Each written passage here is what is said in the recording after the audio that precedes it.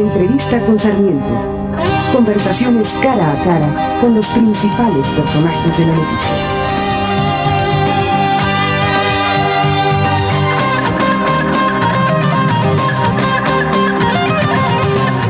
Hola amigos, ¿qué tal? Sean ustedes bienvenidos a la entrevista. Hoy se encuentra con nosotros José Varela Ortega, vicepresidente de la Fundación Ortega y Gasset de España. José Varela Ortega ha sido catedrático en la Universidad de Valladolid y del Instituto Universitario Ortega y Gasset de la Universidad Complutense de Madrid. Actualmente, como lo mencionaba con anterioridad, es vicepresidente de la Fundación Ortega y Gasset, así como catedrático de Historia Contemporánea en el instituto del mismo nombre. Don José Varela, gracias por estar con nosotros aquí en la entrevista. No, muchas gracias a ustedes. Quisiera que empezáramos hablando un poco sobre qué es esta Fundación Ortega y Gasset, cuáles son sus propósitos, qué pretende hacer esta fundación.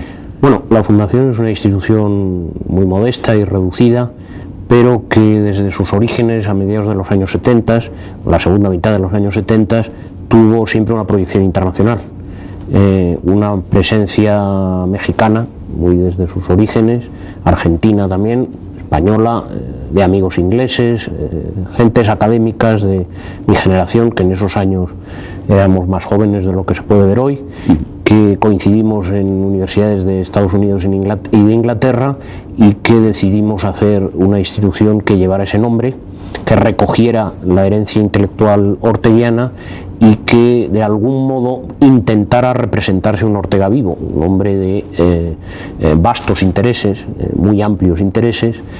Y por eso la Fundación no solo es un lugar donde naturalmente se recoge, como no podía ser menos, la obra de Ortega, su archivo, su biblioteca, se realiza una exégesis de sus obras completas, etcétera, sino también es un centro académico de tercer ciclo, de doctorado y maestría, de estudios contemporáneos, ciencias sociales y humanidades, un poco ordenado a lo largo de estudios de áreas, de Europa, América Latina y Norte de África. ¿Cuál es el legado de José Ortega y Gasset, este filósofo español que fue tan importante en la primera mitad del siglo?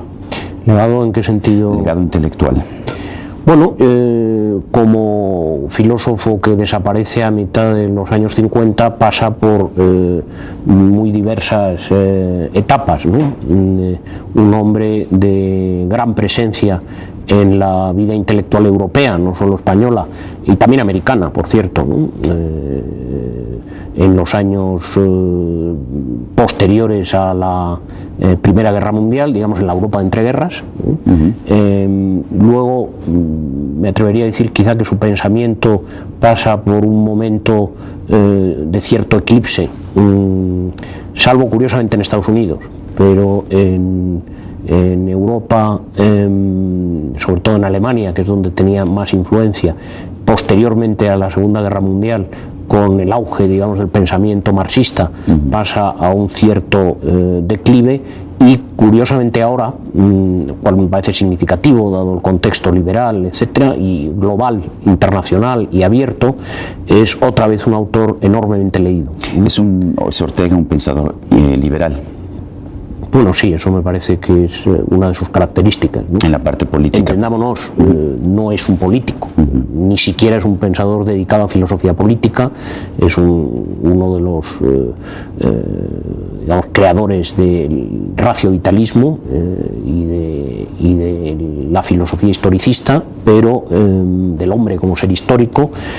Su pensamiento es radicalmente filosófico, pero tiene también, claro, su proyección, digamos, política en el sentido más genérico del término, ¿no? Uno de los... Ahora, déjeme decirle que yo no soy un especialista en la obra de Ortega, no soy filósofo. Aquí hay excelentes especialistas en México. Tuvo uno de sus discípulos que profesó en el Colegio de México, en la Casa de España y el Colegio de México, don José Gaos, durante muchísimos años, y naturalmente ha dejado una herencia y una presencia aquí en México muy activa todavía, ¿no? Mucho se ha citado, es incluso uno de los tópicos, uno de los lugares comunes de las citas que se hacen sobre Ortega, esta frase de yo soy yo y mi circunstancia. ¿Qué significa eso, yo soy yo y mi circunstancia? Bueno, Yo creo que debía usted preguntárselo a otros interlocutores más expertos que yo en el tema, ¿no? Y especializados en lo que es la filosofía orteguiana, pero me parece que da esa dimensión, digamos, histórica y vital del ser del hombre, ¿no? Esa es un poco la clave de la frase, ¿no?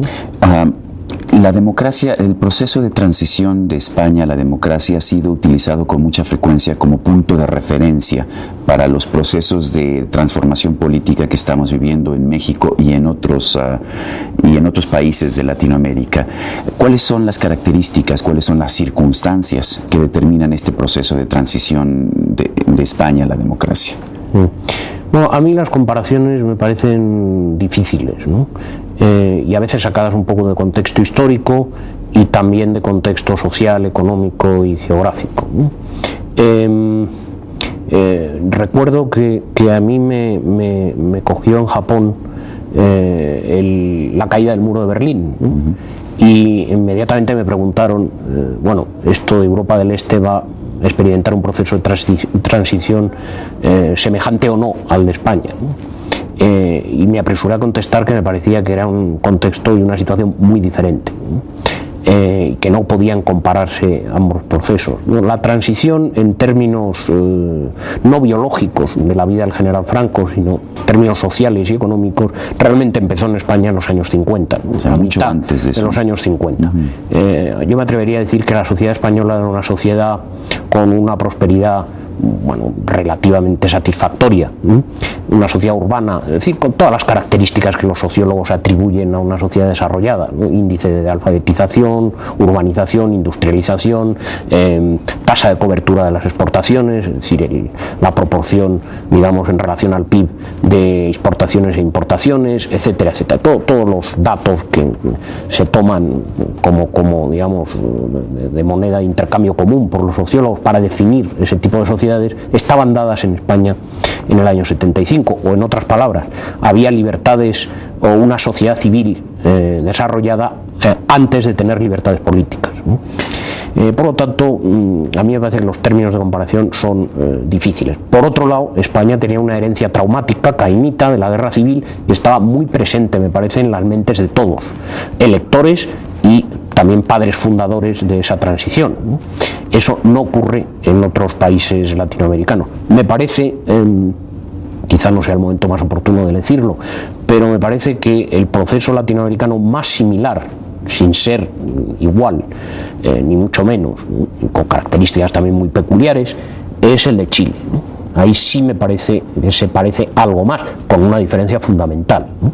Que es que en Chile el dictador decidió retirarse parcialmente, bien es cierto, antes de morir, cosa que no fue el caso del general Franco, ¿no? Vamos a hacer una pausa en este momento, regresamos en un instante más. Estamos en la entrevista, estamos conversando con José Varela Ortega, vicepresidente de la Fundación Ortega y Gasset.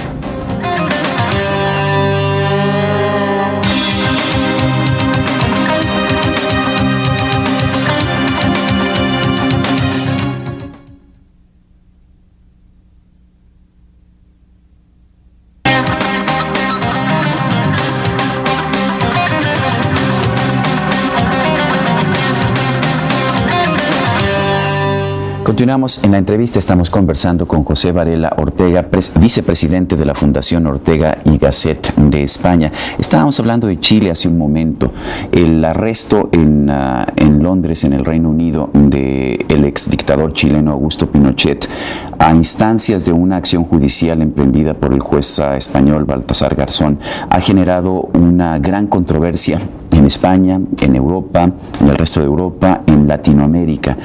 ¿Cuáles son sus opiniones en torno a los distintos temas que se han manejado en este sentido? La aplicación extraterritorial de la ley, el castigo a un hombre que efectivamente cometió una serie de crímenes, en fin, ¿cuáles son sus reflexiones?